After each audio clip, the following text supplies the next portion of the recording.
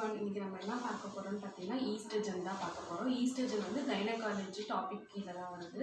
இப்போ இந்த ஈஸ்ட்ரஜன் வந்து எங்கே ப்ரொடியூஸ் ஆகுது அப்படின்னு பார்த்தீங்கன்னா ஓவரீஸில் தான். ஓவரீஸில் தான் இதோட ப்ரொடக்ஷன் வந்து இருக்கு. ஓவரீஸில் வந்து 2 types ஆஃப் செல்ஸ் இருக்கும். தீகா செல்ஸ், கிரானுலோசா செல்ஸ்னு 2 types ஆஃப் செல்ஸ் இருக்கும்.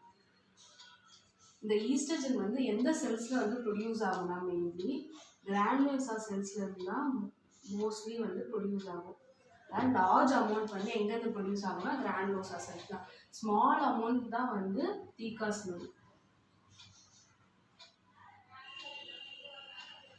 Small amount from theca cells. இதுதான் வந்து இதோட ப்ரொடக்ஷன். இப்போ வந்து ஈஸ்ட்ரஜன் வந்து நம்ம பாடியில் வந்து ஈஸ்ட்ரஜன்ற காம்போனண்ட்டாக இருக்காது. எந்த காம்போனண்ட்டாக இருக்குன்னு பார்த்தீங்கன்னா ஈஸ்ட்ரடியால்.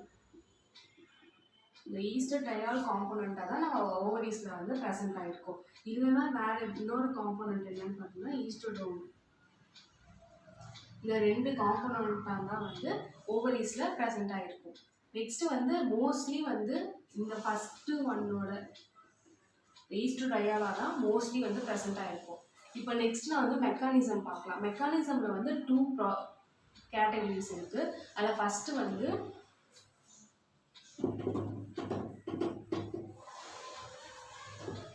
follicular phase,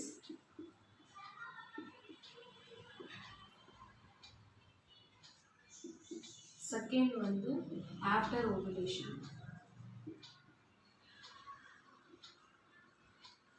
இந்த follicular phase அப்போ ஈஸ்ட்ரஜன் எப்படி வந்து ப்ரொடியூஸ் ஆகுதுன்னு பார்த்தீங்கன்னா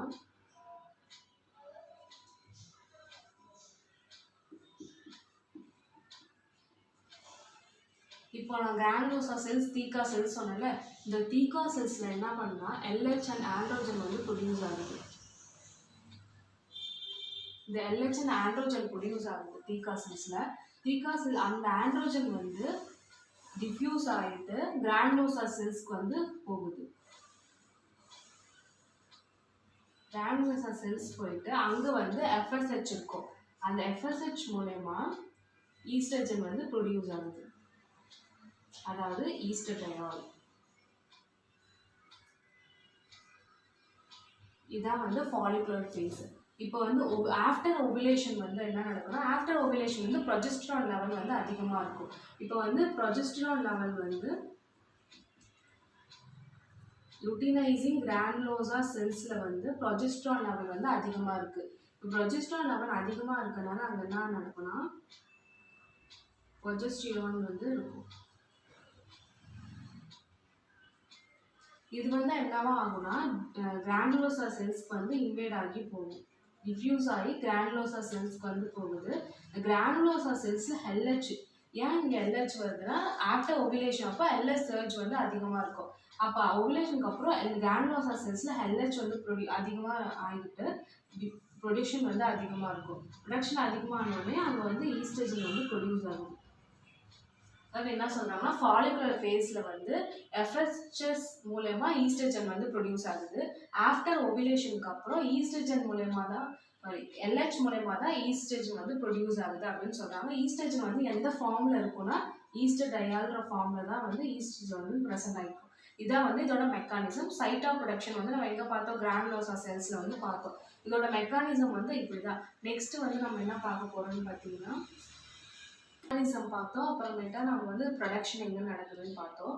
நெக்ஸ்ட்டு வந்து எவ்வளோ அமௌண்ட் வந்து ப்ரொடியூஸ் ஆகும், ஈஸ்ட்ரஜன் வந்து டெய்லி எவ்வளோ அமௌண்ட் ப்ரொடியூஸ் ஆகும்னு பார்த்தீங்கன்னா ஃபாலிகுலர் ஃபேஸ் அப்போது 50 mg வந்து டெய்லி வந்து ப்ரொடியூஸ் ஆகும். இதே வந்து ஓவுலேஷன் அப்போ எவ்வளோ ப்ரொடியூஸ் ஆகும்னா 150 to 300 mg வந்து ப்ரொடியூஸ் ஆகும் அப்படின்னு சொல்லிட்டு இருக்கு. நெக்ஸ்ட்டு வந்து பிளட் லெவல். பிளட்டில் வந்து எவ்வளோ இருக்கும்னு பார்த்தீங்கன்னா ஓவுலேஷன் அப்போ 300 to 600 pg/ml இருக்கும். லூட்டியல் ஃபேஸில் வந்து 150 to 200 pg/ml இருக்கும். இப்போ இதான் வந்து அமௌண்ட். நெக்ஸ்ட்டு வந்து ஃபிசியாலஜிக்கல் ஆக்ஷன். இப்போ இந்த ஈஸ்ட்ரஜன் ப்ரொடியூஸ் ஆகுது. இந்த ஆக்ஷன் வந்து என்ன வந்து மெயின் யூசஸ் வந்து பார்த்தீங்கன்னா இப்போ வந்து இது